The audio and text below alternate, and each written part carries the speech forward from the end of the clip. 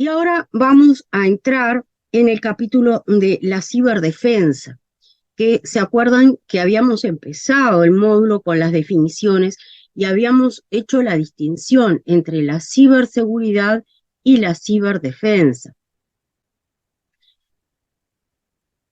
La ciberdefensa, cuando pensamos en ciberdefensa y ciberdefensa militar, es la capacidad, disculpe, de las Fuerzas Armadas organizada y preparada para combatir en el ciberespacio. Es la base y fundamento de la ciberdefensa, que también puede apoyarse en otros poderes estatales, como el político, el económico, depende de la circunstancia, ¿verdad? Depende del caso. Y comprende actividades defensivas, de inteligencia y ofensivas. Acá vamos a ver que la ciberdefensa siempre va a poner foco en el trabajo conjunto. ¿Se acuerdan que cuando vimos el caso de Costa Rica en módulos anteriores, dijimos que cuando se hizo el acto de cierre de que efectivamente se había recuperado Costa Rica y que estaba totalmente funcional, en ese acto de cierre dijo unas palabras el presidente de la República y luego en realidad a mí me llamó mucho la atención porque fueron empresas privadas las que contaron sobre todo el proceso de recuperación. ¿Mm? ¿Por qué? Bueno, porque justamente fueron estas empresas las que trabajaron. Entonces, esa idea de apoyarse, de trabajar en conjunto, desde lo público, desde lo privado, desde los organismos de seguridad, en conjunto con las Fuerzas Armadas. O sea, actuar como uno, actuar en bloque. Aquello que decíamos al principio, la defensa nacional incluye actividades civiles y militares.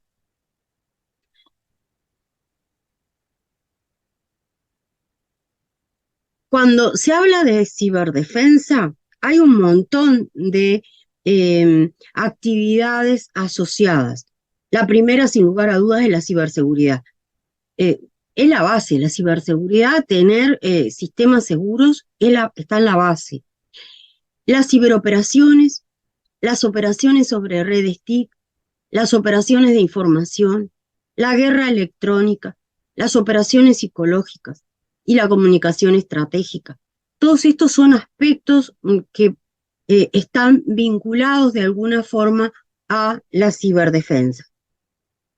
Vieron que hemos mencionado en varias oportunidades las operaciones de información, las operaciones de investigación, hemos mencionado también el tema de el monitoreo, ¿no?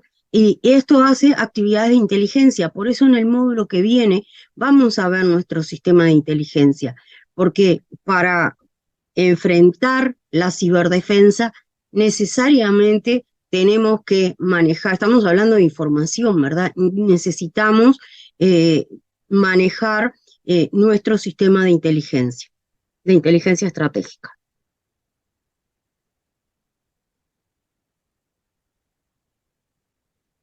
Bien. ¿Cómo cuando hablo de ciberinteligencia, cuando hablo de ciberguerra, necesariamente voy a hablar también de ciberterrorismo, por ejemplo. ¿Tá? ¿Y qué implica? Bueno, implica esta ciberguerra dirigir o dañar gravemente las capacidades de otro.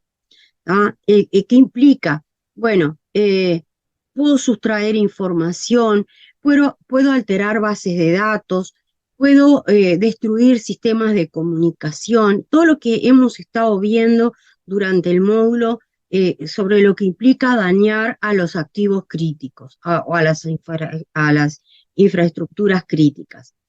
Y tiene diferencias con lo que es la guerra tradicional, porque acá no vamos a estar ante violencia física, sino que vamos a estar ante ataques informáticos. Hay autores que dicen, en realidad, La ciberguerra como tal no existe, vamos a estar siempre ante ciberataques. Estos ataques informáticos pueden estar dados por ataques para obtener información, que puntualmente en casos de guerra, ¿no? Puede ser para poder acceder a la planificación de operaciones del enemigo, para el control de proyectiles mediante computadoras, para la gestión del abastecimiento, que el abastecimiento es un tema muy importante en momentos de guerra o en momentos de ataques. La infiltración en los sistemas informáticos enemigos para todo lo que es la contrainteligencia.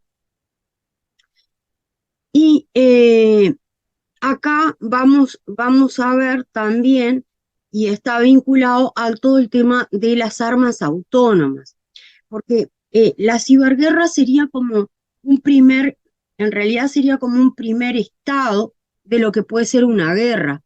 Yo ataco la información, ataco determinados sistemas del enemigo, pero en algún momento voy a tener que invadir, ¿no? Con lo cual, acá hay una diferencia, ¿verdad?, entre lo que es el ataque informático y el ataque físico. Al inicio del módulo decíamos, Rusia ciberatacó Ucrania unos días antes del ataque físico. ¿Por qué? Y bueno, porque es una forma de disminuir su sistema de defensa porque, bueno, evidentemente algún tipo de cosa no va a estar funcionando, o también la posibilidad de apoderarme del control de determinado armamento o de, como dice la PPT, la planificación de las operaciones.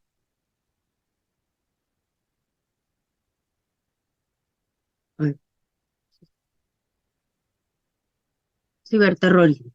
Les decía que a veces es muy difícil distinguir lo que es la ciberguerra, así como es difícil distinguir o se confunde ciberseguridad con ciberdefensa, también es difícil distinguir ciberguerra de ciberterrorismo. ¿Por qué? Y bueno, porque tenemos el tema de que no sabemos quién nos ataca. Entonces el ciberterrorismo, está realizado por un grupo terrorista, pero cuando yo no puedo determinar de dónde proviene el ataque o si ese grupo en realidad no ha sido contratado por un determinado estado para atacarme, es difícil, ¿verdad?, poder definir frente a qué situación nos encontramos. ¿Se acuerdan que hablábamos de las guerras híbridas? La utilización de recursos de informáticos en el ciberterrorismo se utilizan para intimidar o coaccionar a la otra parte con determinados objetivos. Y esos objetivos van a estar dados para paralizar o desactivar las infraestructuras electrónicas y las infraestructuras físicas, ¿no?, a nivel de un Estado. Y la pérdida de servicios críticos. Como veníamos hablando, energía eléctrica, sistemas bancarios, internet.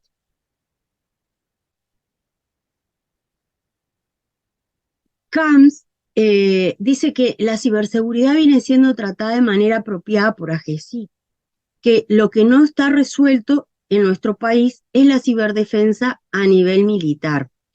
Y hay en la prensa unas notas de unas entrevistas que le hicieron al general del aire Rodolfo Pereira,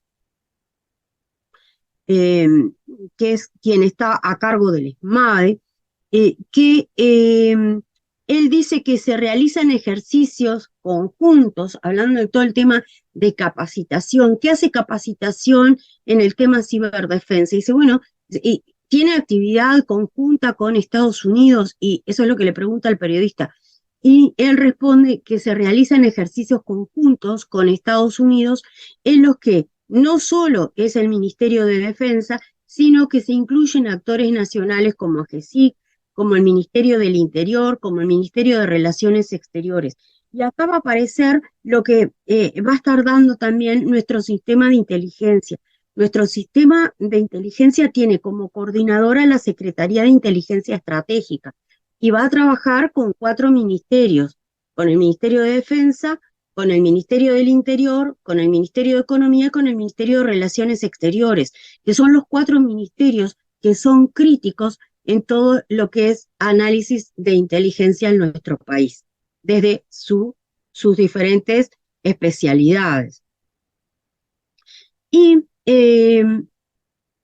se habla ya hace bastante tiempo de se está proyectando la creación de un comando conjunto de ciberdefensa en el ESMADE. El ESMADE, no sé si saben, es el Estado Mayor de la Defensa.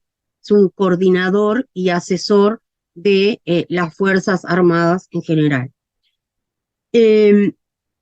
Esto viene ya hace bastante tiempo, hay un proyecto de decreto para la creación de este comando, pero no se ha avanzado demasiado.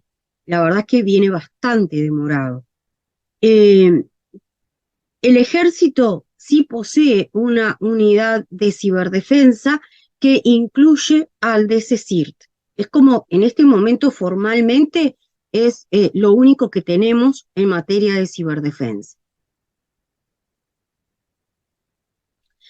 En el decreto 371, ¿se acuerdan cuál era el decreto 371 del 2020? Es la Política Nacional de Defensa.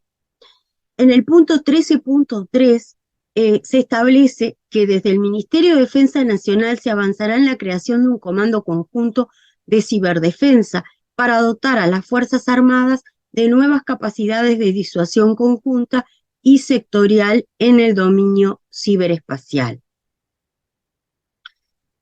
Y acá, en materia de ciberdefensa, tenemos que considerar que en todo incidente va a haber un componente de ciberseguridad. Por eso, vieron que permanentemente está el tema de esta actuación conjunta. Y se entiende que el ecosistema, en realidad, de ciberdefensa debería constituirse con los ministerios y con AGESIC. Es más,